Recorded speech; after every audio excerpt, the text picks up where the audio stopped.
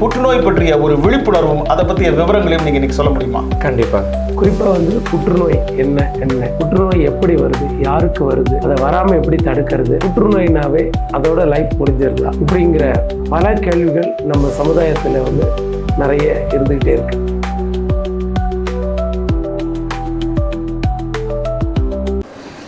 வணக்கம் rainbow TV நேயர்களே. நம்ம பார்த்தீங்கன்னா இந்த 2025 ஆரம்பிச்சிருச்சு. ஜனவரி 1 நியூ இயர் டே, ஜனவரி 16 பொங்கல் டே, ஜனவரி 26 குடியரசு தினம், பிப்ரவரி 14 காதலர் தினம். இந்த மாதிரி நிறைய தினங்களை நம்ம கொண்டாடிட்டு இருக்கிறோம். ஆனால் இன்னைக்கு பிப்ரவரி 4 ரொம்ப ரொம்ப முக்கியமான நாள். ஆம் நண்பர்களே, உலக புற்றுநோய் தினம் பிப்ரவரி 4ஆம் தேதி. ஏன் இந்த நாள் இவ்வளோ இம்பார்ட்டண்ட்டாக நம்ம பேச போகிறோம் அப்படின்னா, இந்த உலகத்தில் முக்கியமாக இந்தியாவில், அதுவும் குறிப்பிடத்தக்க அளவில் நம்ம ஈரோடு மாவட்டத்தில் புற்றுநோயாளிகளின் எண்ணிக்கை ரொம்ப ரொம்ப ஜாஸ்தி ஆகிடுச்சு. நம்பர் 1 கில்லர் அப்படிங்கிற அந்தஸ்தை வெகு சீக்கிரம் அடைய போகிற ஒரு வியாதியாக புற்றுநோய் மாறிட்டு இருக்குது. அதுவும் நம்மளுடைய ஈரோடு அதில் முதலிடத்தை பெற்றிருக்குங்கிறத ரொம்ப கஷ்டமான விஷயத்தை நான் இப்போ உங்ககிட்ட ஷேர் பண்ணிக்கிறேன். இந்த சமயத்தில் இந்த பிப்ரவரி 4ஆம் தேதி உலக புற்றுநோய் தினம் அப்படிங்கிற ஒரு முக்கியமான நாளில் நம்ம மிக மிக முக்கியமான ஒரு மருத்துவரை நம்ம சந்திக்க இருக்கிறோம். ஆம், ஈரோடு கேன்சர் சென்டரில் பணிபுரிந்து கொண்டிருக்கும் doctor Ranjan, MBBS MD oncology, radiation oncologist from Tata memorial work பண்ணிட்டு இங்கே வந்திருக்கிறாரு. அவர்கிட்ட நம்ம இந்த புற்றுநோயை பற்றிய விவரங்களையும், அதிலிருந்து எப்படி பாதுகாத்து கொள்ளலாம், முன்னெச்சரிக்கையோடு எப்படி இருக்கலாம், புற்றுநோய் வீழ்த்த முடியாத, ஜெயிக்க முடியாத, குணப்படுத்த முடியாத ஒரு நோய் அல்ல என்பதையும் நாம் இப்போது தெரிந்து கொள்ளலாம். வணக்கம் டாக்டர் ரஞ்சன். வணக்கம் சார். உங்களை சந்திச்சதில் எனக்கு ரொம்ப மகிழ்ச்சி. அதுவும் இந்த உலக புற்றுநோய் தினமான பிப்ரவரி 4ஆம் தேதி ஒரு பிரசித்தி பெற்ற ஒரு ஈரோடு கேன்சர் சென்டர் மருத்துவமனையில் உங்களை நான் சந்திக்கிறதுல நான் ரொம்ப மகிழ்ச்சி அடைகிறேன். டாக்டர், நான் நிறைய சினிமா பார்த்துருக்கிறேன். சொல்லுங்கள். அதில் டாக்டர் கண்ணடையை கழட்டிட்டு, சார் உங்களுக்கு புற்றுநோய் இன்னும் 1 மாதம் தான் நீங்கள் இருக்க போகிறீங்கிற டயலாக் ஆல்மோஸ்ட் எல்லா தமிழ் படத்துலையும் வந்துருச்சு இல்லைங்களா? ஆமாம். இன்றைக்கி நான் கேட்க போகிறது ஒன்று தான். புற்றுநோய் அப்படின்னா பேஷண்ட் உடனே ரத்தம் கட்டி செத்துருவானா? புற்றுநோய்ங்கிறது வயிற்றுல நெஞ்சில் மட்டும்தான் இருக்குமா? டாக்டர், நம்ம நேயர்களுக்காக, நம்ம ரெயின்போ டிவி நேயர்களுக்காக புற்றுநோய் பற்றிய ஒரு விழிப்புணர்வும் அதை பற்றிய விவரங்களையும் நீங்கள் இன்னைக்கு சொல்ல முடியுமா? கண்டிப்பாக, கண்டிப்பாக.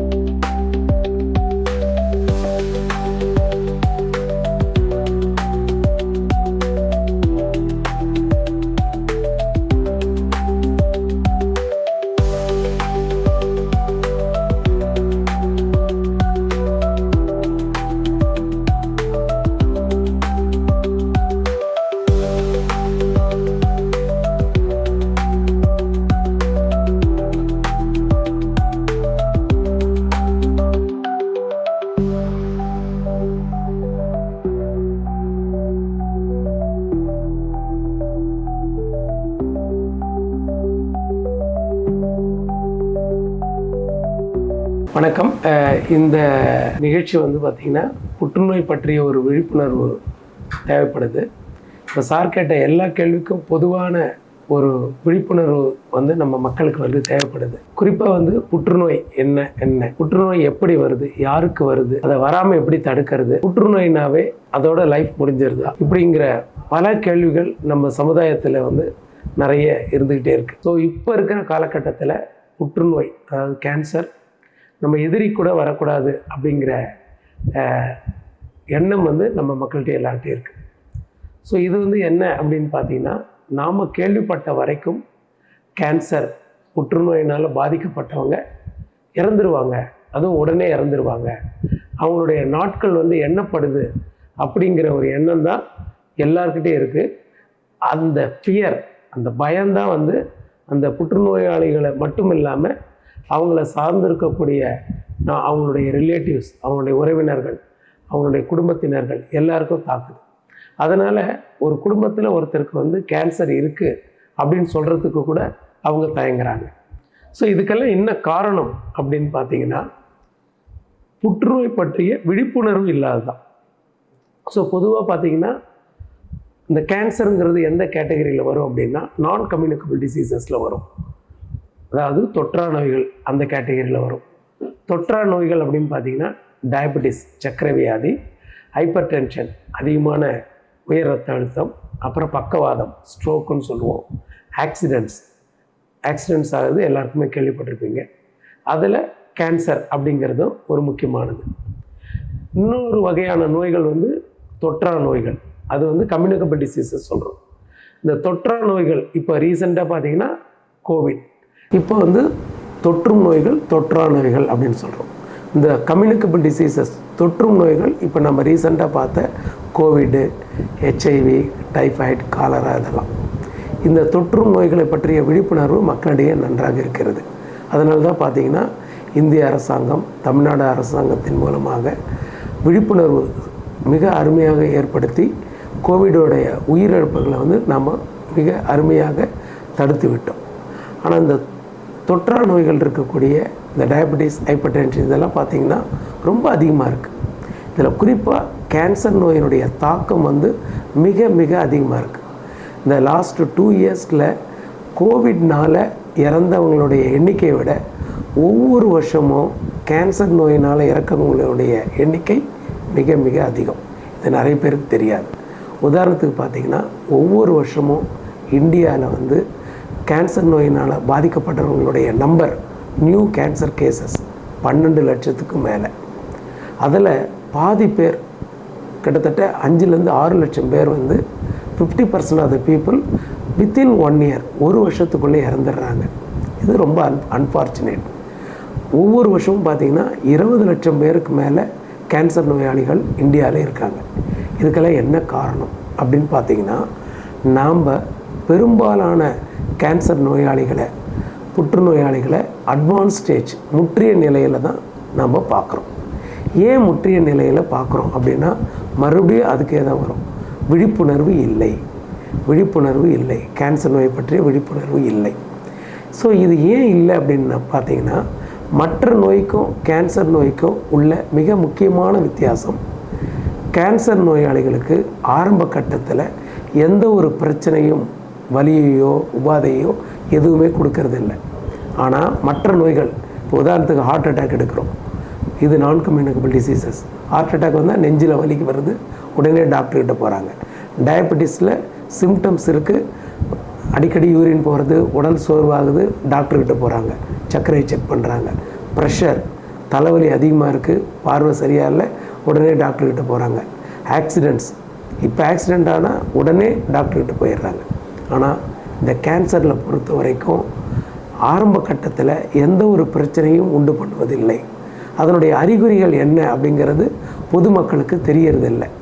அந்த விழிப்புணர்வு இல்லாதனால தான் அந்த அறிகுறிகள் இருந்தும் அது அவங்களுக்கு டே டு டே லைஃப்பில் பிரச்சனைகள் ஏற்படுத்தாதனால அவங்க என்ன பண்ணுறாங்க, டாக்டர் மெடிக்கல் அட்டென்ஷன் பண்ணுறதில்லை. இதன் மூலமாக என்ன ஆகுது அப்படின்னா, நோய் கொஞ்சம் கொஞ்சமாக முத்தின பிறகு தான் அதனுடைய சிம்டம்ஸ் வந்து வெளியே தெரியுது. அப்போ தான் அதனுடைய பிரச்சனைகள் அதிகமாகும் போது தான் அப்போ டாக்டர்கிட்ட வராங்க. அப்போ செக் பண்ணும்போது பார்த்திங்கன்னா கேன்சர் முற்றிய நிலையில் இருக்குதுன்னு சொல்கிறாங்க. அப்போ என்ன ஆகுது, ட்ரீட்மெண்ட் பண்ணும்போது அது ரொம்ப காம்ப்ளிகேட்டட் ஆகுது.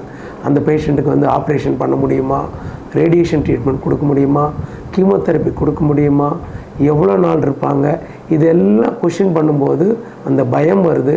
ட்ரீட்மெண்ட் காம்ப்ளிகேட் ஆகும்போது அவங்களுக்கு வந்து மனதளவில் பாதிக்கிறாங்க. ஸோ அப்போ ட்ரீட்மெண்ட் பண்ண முடியாத சூழ்நிலைக்கு தள்ளப்படுறாங்க. ட்ரீட்மெண்ட் எடுக்காதனால அவங்க முத்தின ஸ்டேஜுக்கு போய் இறந்துடுறாங்க. ஸோ இதுக்கெல்லாம் என்ன வழி? ஸோ புற்றுநோய் பற்றிய விழிப்புணர்வு மக்கள்கிட்டே வேணும். ஸோ புற்றுநோய் யாருக்கு வரும்? யாருக்கு வேணாலும் வரலாம். ஆண்கள், பெண்கள், படித்தவங்க, படிக்காதவங்க, ஏழை, பணக்காரவங்க, வசதியானவங்க, பாவம் பண்ணவங்க, புண்ணியம் பண்ணவங்க, யாருக்கு வேணாலும் கேன்சர் வரலாம். அடுத்து கேன்சர் எந்த இடத்துல வரலாம் அப்படின்னா, கேன்சர் வந்து ஆண்களுக்கு வாய், தொண்டை, உணவு குழாய், அப்புறம் வந்து மலக்குடல், ப்ராஸ்டேட், இந்த மாதிரி இடத்துலலாம் வரலாம். பெண்களுக்கு பார்த்திங்கன்னா அவங்களுக்கும் வாய், தொண்டையில் வரும். பட் குறிப்பாக வந்து பார்த்திங்கன்னா யூட்ரைன் சர்விக்ஸ், கர்ப்பப்பை வாய் புற்றுநோய், அப்புறம் மார்பக புற்றுநோய், பிரஸ்ட் கேன்சர், இதுதான் காமன். இந்திய அளவில் பார்த்தீங்கன்னா குறிப்பாக தமிழ்நாட்டில் 60% ஆஃப் த கேன்சர் ஒர்க்லோடு பார்த்திங்கன்னா பெண்கள்கிட்ட தான் இருக்குது. அதுலேயும் 60% பார்த்திங்கன்னா அதில் வந்து பிரஸ்ட் கேன்சர், சர்விக்ஸ் கேன்சர் இதுதான் ரொம்ப அதிகமாக இருக்குது. ஸோ புற்றுநோய் பற்றிய உண்மை என்ன அப்படின்னா மக்களுக்கு தெரியாது என்னென்னா 1/3 ஆஃப் கேன்சர்ஸ், அதாவது 1/3 கேன்சர் வந்து நம்ம வராமல் தடுக்க முடியும். 1/3 ஆஃப் கேன்சர்ஸ் நம்ம ஏர்லியராக டயக்னோஸ் பண்ணி சரியான ட்ரீட்மெண்ட் கொடுத்தா முழுமையாக குணப்படுத்த முடியும். இது வந்து செகண்ட். தேர்ட் வந்து ரிமைனிங் 1/3 ஆஃப் கேன்சர்ஸ் தான் நமக்கு ரொம்ப சேலஞ்சிங். அதற்கும் தற்பொழுது PMJY பிரைம் மினிஸ்டர் ஸ்கீமில், தமிழ்நாடு சீஃப் மினிஸ்டர் ஸ்கீமில் இலவசமாக கேன்சர் ட்ரீட்மெண்ட் எல்லா ஹாஸ்பிட்டல்லையும் கிடைக்குது.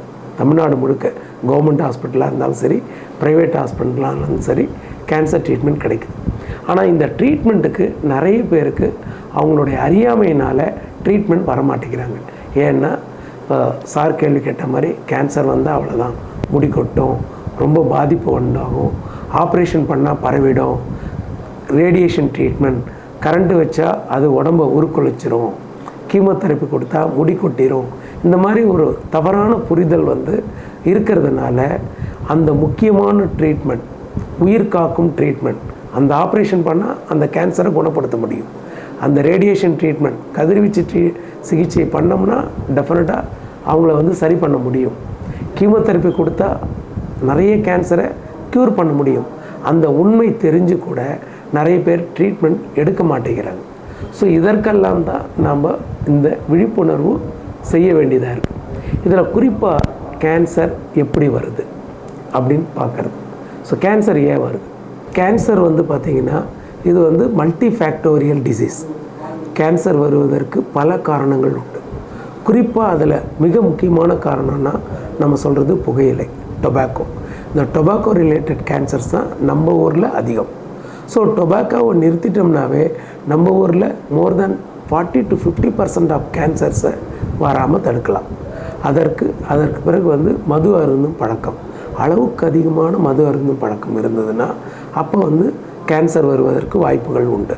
அப்புறம் என்விரான்மெண்டல் ஃபேக்டர்ஸ், நம்ம சுற்றுப்புற சூழல், நம்மளோட ஈரோடு சுற்றி பார்த்திங்கன்னா நிறைய சாயப்பட்டறை, அப்புறம் தோல் பதனிடுதல், இந்த மாதிரி நிறைய கழிவுகள் இருக்கிறதுனால, அதில் கார்சினோஜன்ஸ் நிறைய இருக்கிறதுனால, என்விரான்மெண்டல் பொல்யூஷன்னால் கேன்சர் வருவதற்கு வாய்ப்புகள் அதிகம். அப்புறம் நம்மளுடைய பழக்க வழக்கங்கள், இப்போ உடல் வந்து அதிக பருமனாக இருந்தால் அதனால் நிறைய ஹார்மோன் இம்பேலன்ஸ் ஆகிட்டு அதனால் கேன்சர் வருவதற்கு வாய்ப்புகள் அதிகம். அதுக்கப்புறம் இன்ஃபெக்ஷன் வந்து காமனாக இருக்கிறது. அது வந்து ஹியூமன் பேப்பில்லோமா வைரஸ், கர்ப்பப்பை வாய் கேன்சர் வருவதற்கு காரணமாக இருக்குது. அது இல்லாமல் hepatitis B virus liver cancer வருவதற்கு காரணமாக இருக்குது. ஸோ இப்போது கேன்சர் வருவதற்குரிய காரணங்களை நம்ம சொல்லிட்டோம். கேன்சரை வந்து நாம் எப்படி ஏர்லி ஸ்டேஜில் மிக மிக ஆரம்ப கட்டத்தில் கண்டுபிடிக்கிறது அப்படின்னா, கேன்சருடைய அறிகுறிகள் என்ன அப்படிங்கிறது காமன் பப்ளிக் மக்களுக்கு தெரியணும். அப்போது கேன்சர் உடம்புல எங்கே வேணாலும் வரலாம். ஒவ்வொரு இடத்துக்கும் ஒரு வார்னிங் சிக்னல்ஸ், சில வார்னிங் சிக்னல்ஸ் அது கொடுக்கும். உதாரணத்துக்கு பார்த்திங்கன்னா கர்ப்பப்பை வாய் கேன்சர். இந்த கர்ப்பப்பை வாய் கேன்சரை வந்து பார்த்திங்கன்னா தீராத வெள்ளைப்படுதல், ஒயிட் டிஸ்சார்ஜ் சொல்கிறோம். ப்ளீடிங் PV, அதாவது உதிரப்போக்கு, அதிகப்படியான உதிரப்போக்கு இருக்குது. மாதவிடாய்க்கு இடைப்பட்ட சமயத்தில் உதிரப்போக்கு போகிறது, இன்டர்மென்ஸ்ட்ருவல் ப்ளீடிங் சொல்லுவோம். அப்புறம் போஸ்ட் காய்டல் ப்ளீடிங், கணவனோட உடலுறவு கொண்ட பிறகு ப்ளீடிங் ஆகிறது.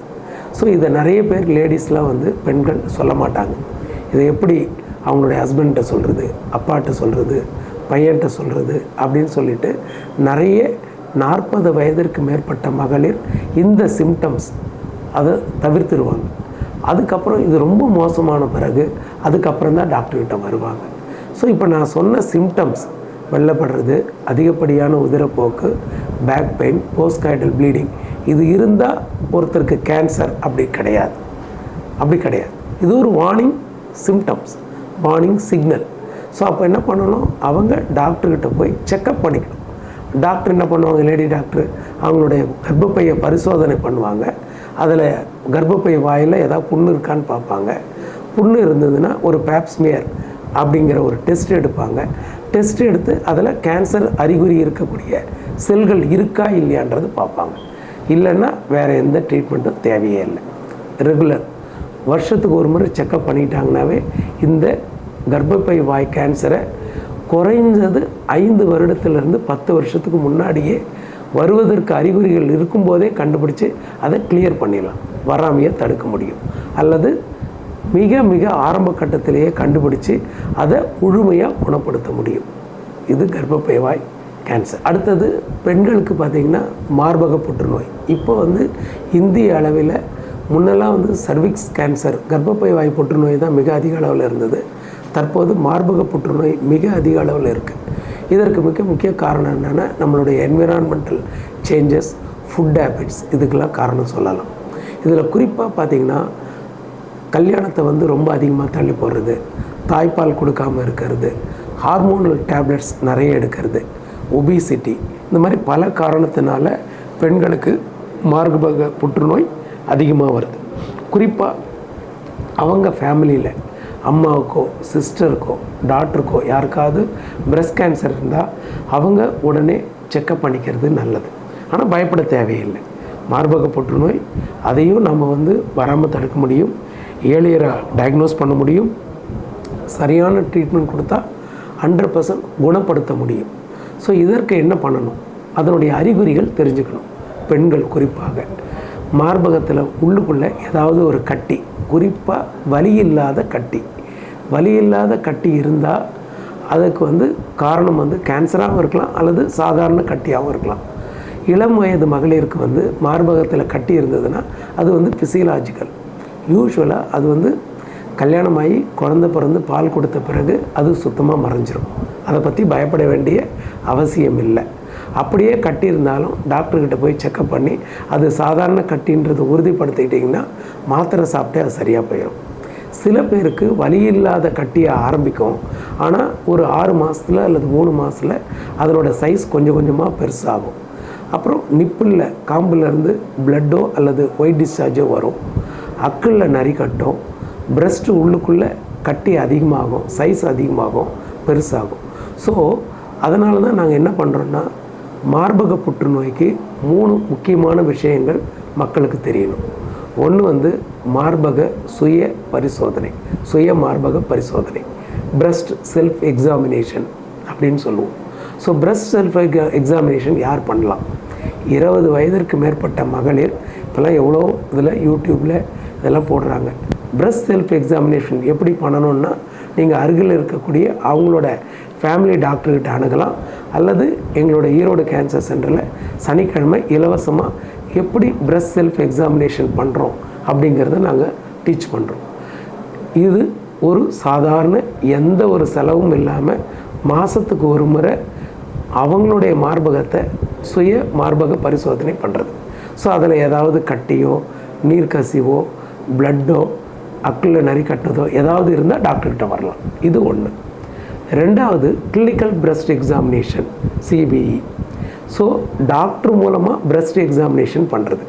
இதை யார் பண்ணலாம் அப்படின்னா 40 வயசுக்கு மேற்பட்டவங்க வருஷத்துக்கு ஒரு முறை அவங்க ஃபேமிலி டாக்டர்கிட்ட, லேடி டாக்டர்கிட்ட போயிட்டு ஒரு பிரஸ்ட் எக்ஸாமினேஷன் பண்ணிக்கலாம்.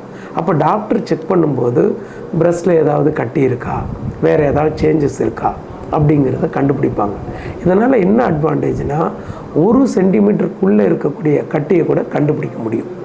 இதனால் மிக மிக ஆரம்ப கட்டத்திலேயே பிரஸ்ட்டில் ஏதாவது கட்டி இருந்தால் அந்த கட்டி சாதாரண கட்டியாக புற்றுநோய் சம்மந்தப்பட்ட கட்டியான்றதை நம்ம டெஸ்ட் பண்ணிவிட்டு உறுதிப்படுத்திட்டு அதை கம்ப்ளீட்டாக கிளியர் பண்ணிடலாம். இது ரெண்டாவது. மூணாவது முக்கியமானது என்னென்னா மேமோகிராஃபிங்கிறது பிரஸ்ட்டுக்கு ஒரு எக்ஸ்ரே எடுக்கிறது. இந்த எக்ஸ்ரே எடுக்கும்போது என்ன ஆகுனா பிரஸ்ட்டில் 1 சென்டிமீட்டருக்கு கீழே இருக்கக்கூடிய சைஸில் இருக்கக்கூடிய கட்டி கூட தெளிவாக தெரிஞ்சிடும். ஸோ அந்த பிரஸ்ட்டில் மேமோகிராஃபி, அதாவது பிரஸ்ட் எக்ஸ்ரேன்னு சொல்லுவோம். அந்த பிரஸ்ட் எக்ஸ்ரே பார்த்தோம்னா மிக மிக சிறிய கட்டியை கூட நம்மளால் கண்டுபிடிச்சிட முடியும். அப்போது அந்த கட்டியை முழுசுமாக எடுத்துட்டோம்னா அதை முழுமையாக நாம் குணப்படுத்த முடியும். ஸோ இந்த 3 முக்கியமான இது என்னென்ன breast self examination, clinical breast examination, அப்புறம் மேமோகிராஃபி. இதை பண்ணிட்டாங்கனாவே நம்ம ஊரில் வரக்கூடிய பிரஸ்ட் கேன்சரை மிக மிக ஆரம்ப கட்டத்திலேயே கண்டுபிடிச்சி அதை முழுமையாக குணப்படுத்தலாம், அல்லது பிரஸ்ட் கேன்சர் வராது அப்படின்றது தெளிவுபடுத்தலாம். இதில் மிக முக்கியமான ஒரு விஷயம் மக்களுக்கு என்ன தெரியணும்னா, இந்த மேமோகிராஃபியை அவங்களே சொந்தமாக போய் எடுக்கக்கூடாது, செல்ஃபாக போய் எடுக்கக்கூடாது. அவங்களோட ஃபேமிலி டாக்டரோட ப்ரிஸ்கிரிப்ஷனோடு தான் எடுப்பாங்க. அது 40 வயதிற்கு மேற்பட்ட மகளிர் தான் எடுக்கணும். 35 வயசுக்கு மேலே இருக்கவங்க எப்போ எடுக்கலான்னா, ஃபேமிலியில் யாருக்காவது இருந்தால் தான் போய் எடுக்கணும். அதுவும் பிரஸ்ட்டுக்கு மேமோகிராஃபி 3 வருஷம் தொடர்ந்து எடுத்துட்டோம்னா அதுக்கப்புறம் 5 வருஷம் எடுக்க தேவையில்லை, எடுக்கக்கூடாது. ஏன்னா அது ஒரு எக்ஸ்ரே, தேவையில்லாமல் நம்ம எடுக்கக்கூடாது. ஸோ இந்த விழிப்புணர்வு வந்து மக்களிடையே வேணும். Thank you doctor. நிஜமா உங்ககிட்ட பேசுகிறதுலேருந்து ஒரு ஒரு வித்தியாசமான உணர்வு வருதுங்க டாக்டர். கேன்சருங்கிற ஒரு பயங்கரத்துலேருந்து நிச்சயமாக மக்கள் தப்பிச்சுக்க முடியும். கேன்சர் நோயாளிகளை ஒதுக்கி வைக்கக்கூடாது, அவங்களுக்கும் குணம் தர முடியுங்கிற ஒரு விஷயம் தெரிஞ்சுது சார். ஆனால் நான் இன்னைக்கு டாக்டர் வேலவன் மாதிரி ஒரு சீனியர் டாக்டர், இவ்வளோ பேரை ட்ரீட் பண்ணியிருக்கீங்க நீங்கள், நான் நம்மளுடைய நேயர்களுக்காக கேட்க விரும்புகிறது என்னென்னா, இது வராமல் எல்லாரும் மற்ற வேக்சின் போடுற மாதிரியோ இல்லை இதுக்கு ப்ரிகாஷனாக ஏதாவது எடுக்கிற மாதிரியோ அந்த மாதிரி ஏதாவது இருக்குங்களா சார்? ஒரு நார்மலாக இருக்க ஒரு மனுஷன் கண்டிப்பாக கேன்சர் டெஸ்ட், ஸ்க்ரீனிங் டெஸ்ட் பண்ணிக்கணுமா, அவங்க வேக்சின் போட்டுக்கணுமா, அதை பற்றி சொன்னீங்கன்னா எங்கள் நேயர்களுக்கு ரொம்ப யூஸ்ஃபுல்லாக இருக்கும். ஸோ இதில் வந்து இது வந்து ரொம்ப நல்ல கேள்வி.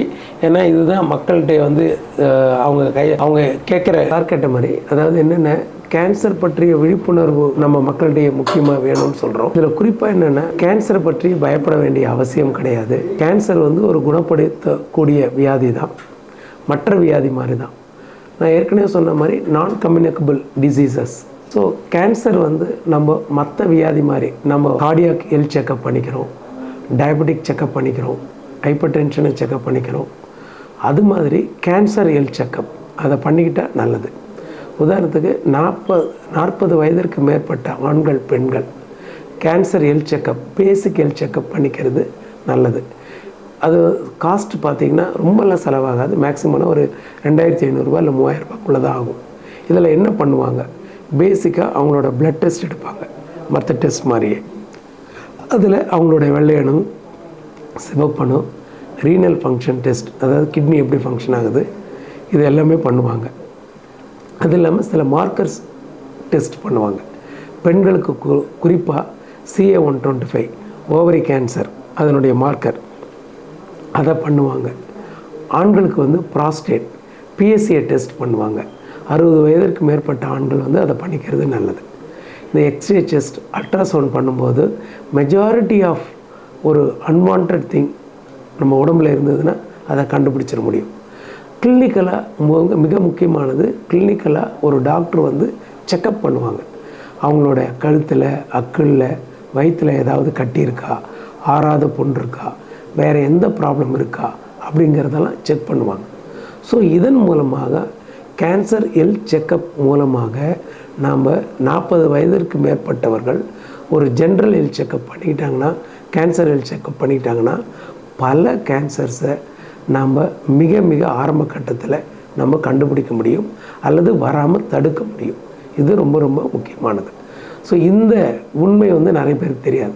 கேன்சர் ஆரம்பத்தில் கண்டுபிடிக்கலாம் முடியுமானா முடியும். இப்போ கர்ப்பப்பை வாய் கேன்சருக்கு ஒரு பேப்ஸ்மியர் டெஸ்ட், பிரஸ்ட் கேன்சருக்கு ஒரு கிளினிக்கல் பிரஸ்ட் எக்ஸாமினேஷன், தேவைப்பட்டால் மேமோகிராஃபி, ஒரு லங் கேன்சருக்கு ஒரு சிம்பிள் எக்ஸ்ரே டெஸ்ட், தேவைப்பட்டால் பிராங்கோஸ்கோபி. இந்த மாதிரி ஒரு வாய் தொண்டை கண்ணை ஐடியல் ஸ்கோப்பின்னு சொல்லுவாங்க. ENT டாக்டர் பார்த்தாங்கனாவே அது தொண்டையில் வாயில் ஆறாத புண் இருக்கா அப்படின்றது பார்ப்பாங்க. இப்போ மலக்குடலில் ஏதாவது பிளட்டு மோஷனில் போகும்போது பிளட்டு போச்சுன்னா மலக்குடல் டெஸ்ட் எடுத்து பார்த்தாங்கனாவே போதும். விழுங்குதலில் சிரமம் இருந்ததுன்னா அவங்க ஒரு எண்டாஸ்கோப்பி பண்ணாவே போதும். ஸோ இது எல்லாமே ஏன் சொல்கிறோம் அப்படின்னா, எந்த ஒரு சிம்டம்ஸ் இருந்தாலும் நாட்பட்ட ஆறாத புண், அந்த மாதிரி ரொம்ப நாள் ஒரு ப்ராப்ளம் இருக்குது, வெயிட் குறைஞ்சிட்டே இருக்குது, சாப்பிட முடியல அப்படின்னா அதை நம்ம அப்படியே விட்டுறாமல் ஜென்ரல் ஹெல்த் செக்கப் பண்ணிக்கிட்டோம்னா அதை கேன்சர் ஹெல்த் செக்கப்னு சொல்கிறோம். அதை வந்து ஒவ்வொரு எல்லா கவர்மெண்ட் ஹாஸ்பிட்டல்லையுமே இருக்குது. இப்போ குறிப்பாக பார்த்திங்கன்னா ஹெட் அண்ட் நெக் கேன்சர், வாய் தொண்டையில் வரக்கூடிய கேன்சர்ஸ்க்கும், கர்ப்பப்பை வாய் கேன்சருக்கும், மார்பக புற்றுநோய் கேன்சருக்கும் தமிழக அரசால் வந்து இலவசமாக கவர்மெண்ட் ஹாஸ்பிட்டல்லையே இது கிடைக்குது. தேவைப்படுறவங்க ப்ரைவேட் ஹாஸ்பிட்டலில் கூட போய்க்கலாம். ஆனால் செக்கப் பண்ணிக்கிட்டாங்கன்னா 0 ஸ்டேஜ், கேன்சரில் 4 ஸ்டேஜ் நம்ம சொல்லுவோம். ஃபஸ்ட்டு, செகண்டு இது ஆரம்ப நிலை புற்றுநோய், 3rd, 4th அது வந்து முற்றிய நிலை புற்றுநோய். இதை தாண்டி 0 ஸ்டேஜ்னு சொல்லுவோம், வெளியவே தெரியாத கேன்சர். அதுக்கு தான் கேன்சர் ஸ்க்ரீனிங் நாங்கள் சொல்கிறோம். அந்த கேன்சர் ஸ்க்ரீனிங்கில் 0 ஸ்டேஜ்லேயே நம்ம கண்டுபிடிச்சோம்னா 100% முழுவதுமாக குணப்படுத்தலாம். இந்த உண்மை வந்து மக்கள்கிட்ட தெரியும். கேன்சர் வந்தால் யாரும் பயப்பட வேண்டிய அவசியமே இல்லை. ஏன்னா நம்ம ஆரம்ப நிலை புற்றுநோயை கண்டுபிடிச்சிட்டோம்னா அதை முழுமையாக குணப்படுத்தலாம்.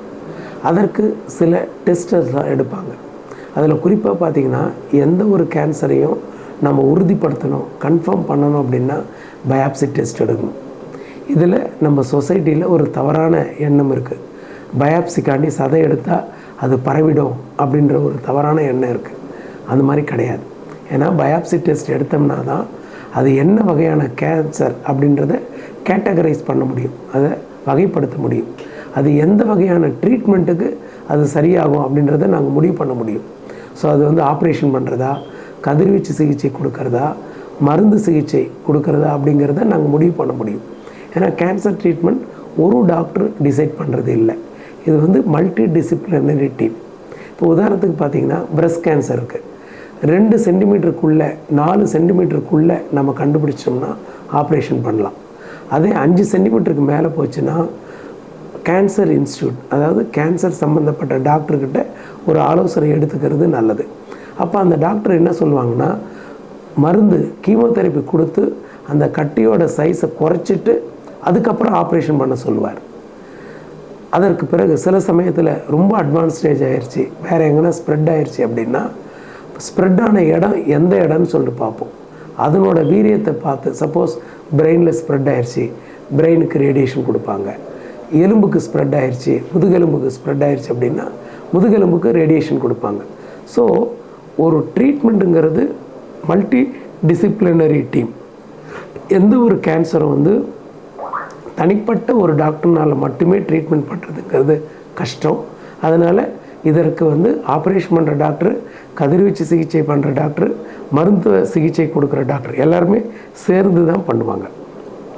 எந்த ஒரு ட்ரீட்மெண்ட்டும் வேண்டான்னு சொல்கிறதுக்கு அந்த ஸ்பெஷலிஸ்ட்டு தான் முடிவு பண்ணணும். உதாரணத்துக்கு ஆப்ரேஷன் பண்ணுற டாக்டர் ஆப்ரேஷன் பண்ணிவிட்டு இதுக்கு பிறகு கதிர்வீச்சு சிகிச்சை வேண்டாம், மருத்துவ சிகிச்சை வேண்டான்னு சொல்ல முடியாது. ஏன்னா வேண்டுமா வேண்டாமாங்கிறத அவங்க 3 பேர் சேர்ந்து தான் முடிவு பண்ண முடியும். ஸோ இதை வந்து பொதுமக்கள் நல்லா புரிஞ்சுக்கிட்டு எந்த ஒரு பயாப்சி, எந்த ஒரு கேன்சர் ட்ரீட்மெண்ட் எடுத்தாலும் அது முழுமையான ட்ரீட்மெண்ட்டாக, காம்ப்ரிஹென்சிவ் கேன்சர் ட்ரீட்மெண்ட்டாக அப்படிங்கிறத உறுதிப்படுத்திக்கணும். அப்படி பண்ணும்போது என்ன ஆகும்னா, நம்ம அவங்களுடைய லைஃப் வந்து பல வருஷத்துக்கு நல்லாயிருக்கும். உதாரணத்துக்கு பார்த்திங்கன்னா, நாங்கள் கேன்சர் இங்கே 20 வருஷத்துக்கு முன்னாடி நாங்கள் ட்ரீட்மெண்ட்டு இங்கே ஆரம்பித்தோம்.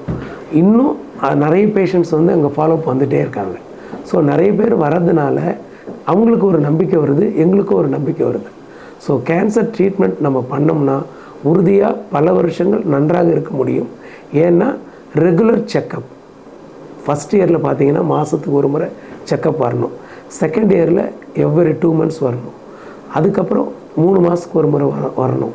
அதுக்கப்புறம் 3 வருஷம் கழித்து பிறகு பார்த்திங்கன்னா 6 மாதத்துக்கு ஒரு முறை டாக்டர்கிட்ட ஒரு ரெகுலர் செக்கப் பண்ணணும். இது ஏன் பண்ணுறாங்க அப்படின்னா, கேன்சர் என்பது ஒரு இடத்துலேருந்து இன்னொரு இடத்துக்கு ஸ்ப்ரெட் ஆகக்கூடியது.